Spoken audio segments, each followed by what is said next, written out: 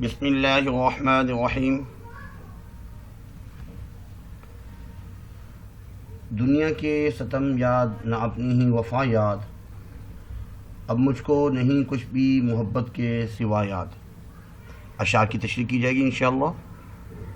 یہ غزل ہے جگر مراد آبادی کی، ان کا تعارف شاعر بھی ہوگا انشاءاللہ اس لیکچر میں۔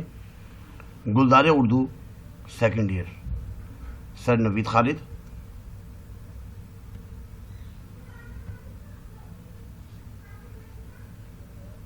اس میں شاعر فرما رہے ہیں، دنیا کے ستم یاد نہ اپنی ہی وفا یاد، اب مجھ کو نہیں کچھ بھی محبت کے سوا یاد۔ سب سے پہلے حوالہ شاعر لکھنا ہوتا ہے۔ یہ شعر ہماری درسی کتاب کی غزل سے لیا گیا ہے، اور اس غزل کے شاعر کا نام جگر مراد آبادی ہے، اور یہ غزل کلیات جگر سے ماخوذ ہے۔ اس کے بعد تعارف شاعر۔ تعارف شاعر میں لکھیں گے، جگر مراد آبادی کا اصل نام جو ہے علی سکندر، اور جگر ان کا تخلص ہے۔ انڈیا میں مراد آباد اس میں پیدا ہوئے، اس لیے ان کی نسبت مراد آبادی ہے۔ اردو کے مشہور شاعر گزرے ہیں۔ آپ 20ویں صدی کے اردو کے مشہور شاعروں میں سے ایک شاعر ہیں۔ آپ کو سب سے زیادہ نظموں کو جمع کرنے پر ایوارڈ ملا۔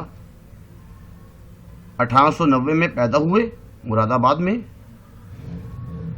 اور 1960 میں آپ کا انتقال ہوا۔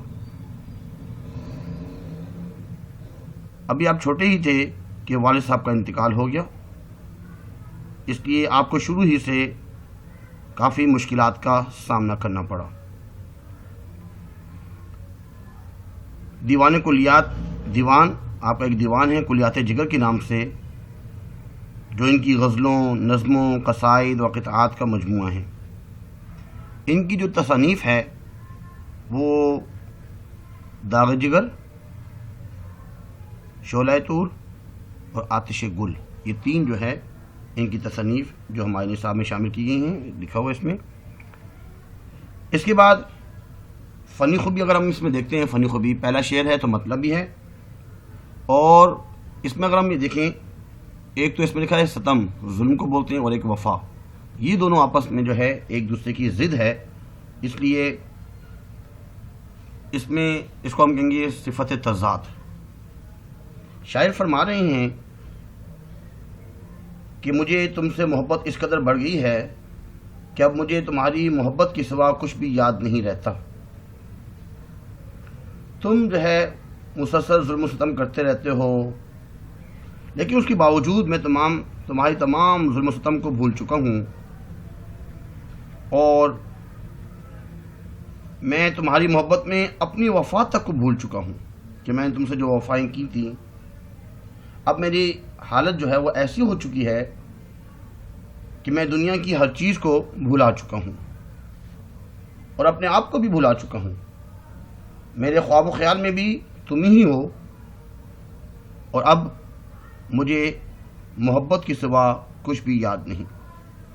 اس کے بعد شعر نمبر 2، یاد میں شکوائے بالب، یہ الفاظ ہے بالب، با الگ ہے اور لب الگ ہے، لب بولتے ہیں ہونٹوں کو۔ تھا مجھے یہ بھی نہ رہا یاد، شاید کہ میرے بھولنے والے نے کیا یاد۔ اس میں اصل میں جو بات بتائی جا رہی ہے، جو مرکزی خیال بنے گا، وہ یہ بات بتائی جا رہی ہے کہ محبوب کے بارے میں شکوہ شکایت کرنے پر ندامت، کہ جب وہ محفل میں لوگوں سے شکوہ شکایت کر رہے تھے تو اس وقت اس کا محبوب اس کو یاد کر رہا تھا۔ شکوہ بالب، اس کے معنی یہ ہیں زبان سے شکوہ، لب زبان کو کے معنی میں آتا ہے، ہونٹوں کے معنی میں آتا ہے، تو مراد یہاں پہ زبان سے شکوہ۔ اور بھولنا تو آسان ہی ہے، بھولنے سے مراد ہوتا ہے یاد کرنا، بھول جانا۔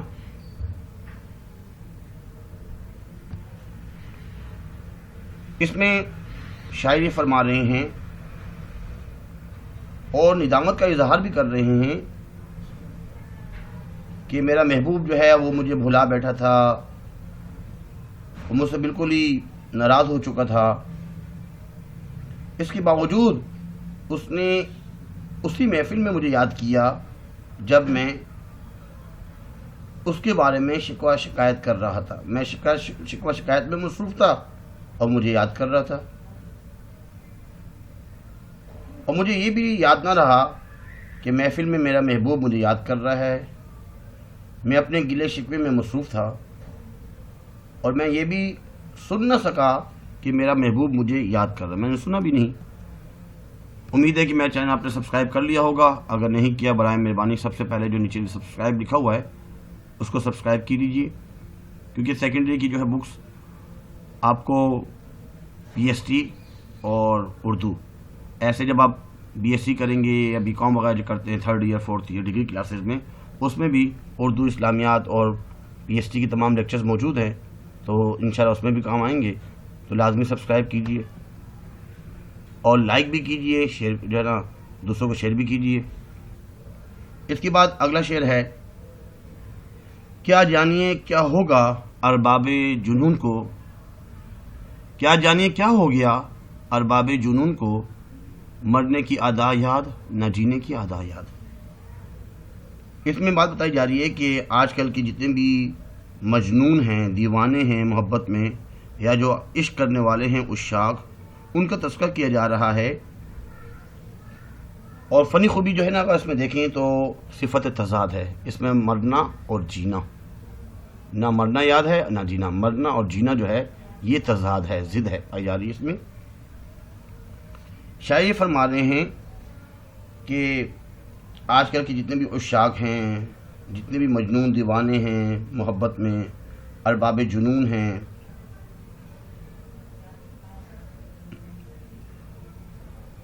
وہ جو ہے پہلے جیسے عاشق نہیں رہے، اور نہ کبھی ان کی محبت کے امتحان سے ان کو کبھی پالا پڑا ہے، کیونکہ محبت میں کافی آزمائشیں آتی ہیں، امتحانات سے پالا پڑتا ہے، امتحانات کے بعد جو ہے انسان صحیح عاشق بن سکتا ہے۔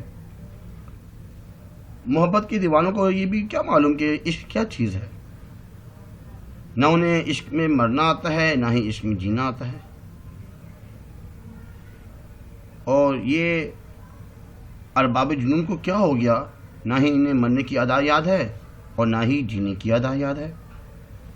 اس کے بعد شعر نمبر 4، میں ترک راہ و رسم جنون کر ہی چکا تھا، کیوں آ گئی ایسے میں تیری لغزش پا یاد۔ محبت کی راہ میں اس کو میں ترک کر چکا تھا، محبت کو ترک کر چکا تھا، اور جو دیوانگی کی رسم و رواج ہیں اس کو ختم کر چکا تھا، لیکن کچھ لغزش جنبش جو ہے وہ یاد آ گئیں، محبوب کی کچھ ادائیں یاد آ گئیں، جس کی وجہ سے میں نے ترک محبت وہ چھوڑ دیا۔ رسم جنون اصل میں دیوانگی کی کیفیت کو کہتے ہیں، جنون میں جو رسم و رواج ہیں یا مراد یہاں پہ دیوانگی کی کیفیت۔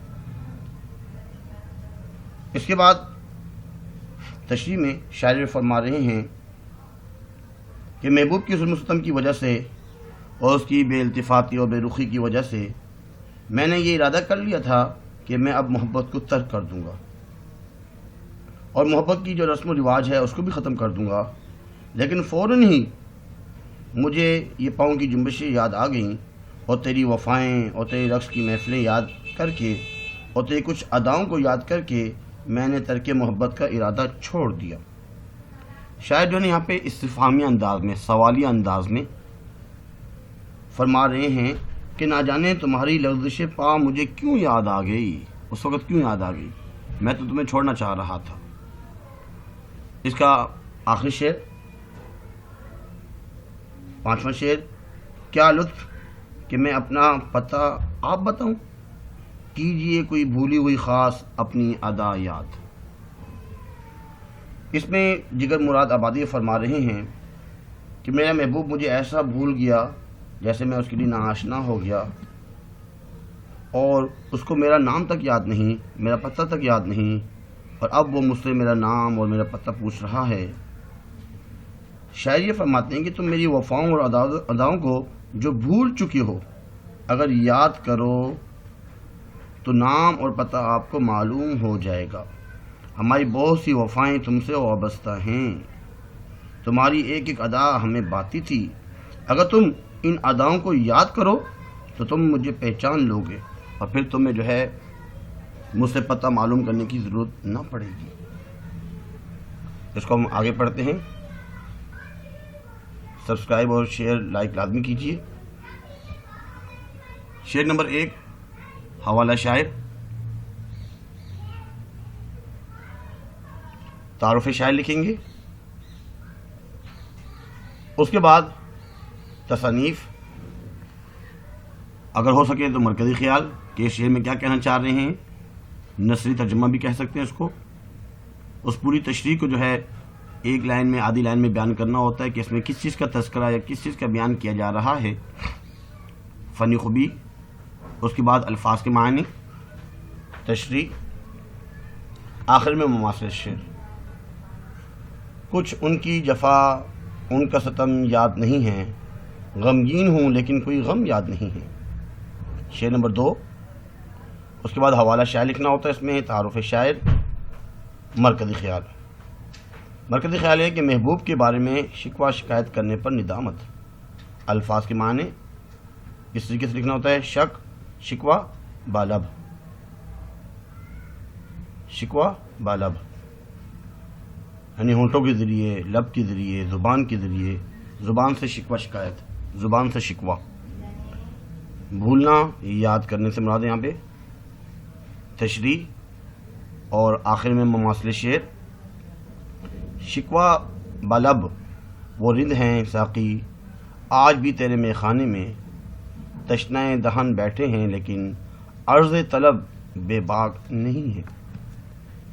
اس کے بعد شعر نمبر 3، اس کا حوالہ شاعر، تعارف شاعر، مرکزی خیال، اور فنی خوبی۔ فنی خوبی اس میں جو صفت تضاد ہے، الفاظ کے معنی لکھنے ہوتے ہیں، اور اس کے بعد تشریح۔ تشریح کے بعد مماثل شعر میں شاعر فرما رہے ہیں، ارباب جنون پر فرقت میں اب کیا کہیں کیا کیا گزری، اب کیا کہیے کیا کیا گزری، آئے تھے سو ادائے الفت میں، کچھ کھو بھی گئے کچھ پا بھی گئے۔ اس کے بعد شعر نمبر 4، حوالہ شاعر، تعارف شاعر اور مرکزی خیال میں لکھیں گے، محبوب کی یاد نے ترک محبت کو روک دیا۔ اس کا تذکرہ ہے اس میں۔ مرکزی خیال کے بعد الفاظ کے معنی، تشریح اور مماثل شعر میں لکھیں گے، دم آخر جو آئے ہیں تو مرنے بھی نہیں دیتے، مجھے وہ یاد دلواتے ہیں پیمانے وفا میرا۔ شعر نمبر 5، حوالہ شاعر، تعارف شاعر اور تشریح کے بعد مماثل شعر لکھیں گے، بولی ہوئی صدا ہوں مجھے یاد کیجئے، تم سے کہیں ملا ہوں مجھے یاد کیجئے۔ امید ہے آج کی غزل آپ کو سمجھ میں آ چکی ہوگی، اور لازمی اپنے دوستوں میں شیئر کیجئے، اچھے کمنٹس کر سکتے ہیں آپ، لائک لازمی کیا کریں، اور بہت سے ایسے لوگ ہیں جنہوں نے اب تک سبسکرائب ہی نہیں کیا، لازمی برائے مہربانی سبسکرائب کریں، میں اس سے خوشی ہوتی ہے۔ آج کے لیے اتنا ہی کافی ہے، اپنا خیال رکھیے گا، اللہ حافظ، وما علینا الا البلاغ المبین، جزاکم اللہ خیر فاحسن الجزاء۔